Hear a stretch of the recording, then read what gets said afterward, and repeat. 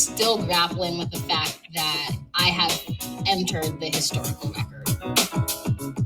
The past couple of weeks have been insane. That's literally the word that just keeps popping up in my head.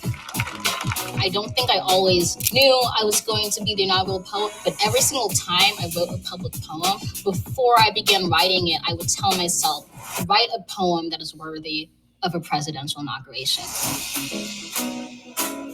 I wanted to hold myself to a high standard that everything that I wrote had to be worthy of hope. It had to be worthy of a future. Because it's really easy to write a poem that makes people feel really bad about themselves and their country and their people and their culture and their race.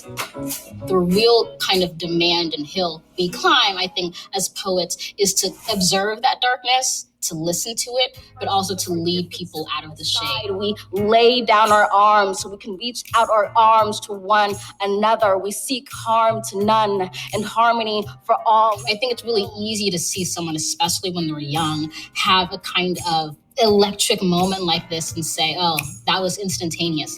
Oh, that was so easy. But there was so much labor that was put into that moment, not just for me, but the people who raised me, my ancestors, my family, my community. They have really shepherded me to this moment and encouraged me to live every moment as if I'm making history, because they believed that I would. My dream to become president really started, I want to say, in like 6th grade.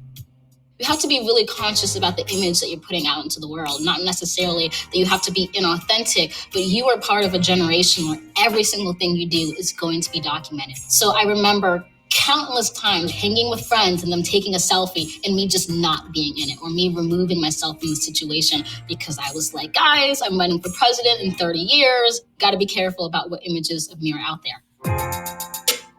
As a Black woman, fashion is always pivotal for me in my self-expression. There's something that we call kind of the politics of respectability in the African-American community, which is to say we are always held to such high standards that even basic things such as our hair or makeup or clothes have a political importance. Even thinking back to the civil rights movement, what it meant to march in your Sunday best.